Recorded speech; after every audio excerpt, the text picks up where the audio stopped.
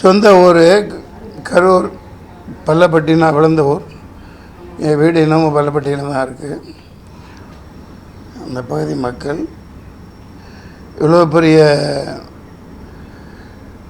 பாவம். அந்த சாகையில் அந்த மரணிக்கையில் அவங்க எவ்வளோ வேதனையில் அனுபவிச்சிருப்பாங்க. கத்தியில் குத்திருக்காங்க, அடிச்சிருக்காங்க, கீழே தள்ளியிருக்காங்க, பள்ளம் வெட்டப்பட்டு உள்ளே தள்ளி விடப்பட்டு இருக்காங்க, மிதிப்பட்டு எவ்வளோ துடிச்சு செத்துருப்பாங்கங்கிறத யோசிச்சு பாருங்கள். நம்ம நாட்டில் இப்படியெல்லாம் நடக்குதுங்கையில் எனக்கு ரொம்ப அவமானமாக இருக்குது. வேறு எனக்கு ஒன்றும் சொல்கிறதுக்கு இல்லை. ஒரு விஜய் தம்பி நான் வாழ்த்தினேன் வெற்றி விழாவில், லியோ வெற்றி விழாவில். The only one alternative. நாளைய தமிழகத்தின் நாளைய தீர்ப்புன்னு சொன்னேன். முதல் படத்திலிருந்து நான் 10 படம் நடிச்சிருக்கேன் அவர் கூட. அவரோட வளர்ச்சி பிடிக்காமல் அவரை எதுக்கணுன்னா, நீ கொள்கை ரீதியாக எதிர் கூட்டம் போட்டு அவருக்கு பதில் சொல்லு, பேச தெரியலன்னு சொல்கிறியா சொல்லு.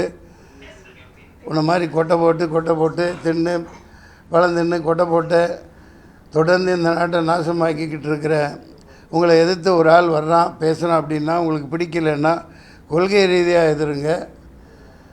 4 கூட்டங்கள் மேல் நடந்திருக்கு, நானும் பார்த்துக்கிட்டு தான் இருக்கோம்.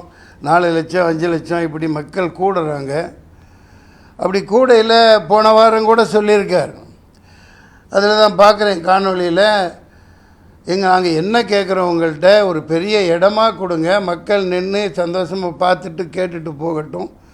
வேறு ஒன்றும் கேட்கலையே உங்கள்கிட்ட. அது காரணத்தோடு நீங்கள் செய்ய மாட்டேங்கிறீங்கன்னு இந்த நிகழ்ச்சி முன்கூட்டியே சொல்லியிருக்குது அந்த தம்பி. உண்மையாக இல்லையா? அப்புறம் அரசியல் ஆக்குறாங்க அப்படின்னா என்ன? கேவலமான கேடுகட்ட அயோக்கியத்தனமான அரசியல் தானே. சொந்த மக்களை இப்படி காவு கொடுக்கலாமா? சொந்த மக்களை சொந்த ஊர்க்காரங்களை காவு கொடுத்துட்டு நல்ல வேஷம் போட்டுட்ருக்காங்க. இதுக்கு ஒன்றும் இதுக்கு மேலே என்ன சொல்கிறதுன்னு தெரியல. இப்போ அவர் வராமல் இருந்திருந்தா என்ன சொன்னீங்க? வீட்டுக்குள்ளேருந்து அரசியல் பண்ணுறார், வீட்டுக்குள்ளேருந்து ட்விட்டரில் போடுறாருப்பீங்க, வெளியே வந்தால் இப்படி மக்களை வச்சு சாவடிப்பீங்க. இப்போ எப்படி வெளியே வர்றது? யார் பாதுகாப்பில் வர்றது?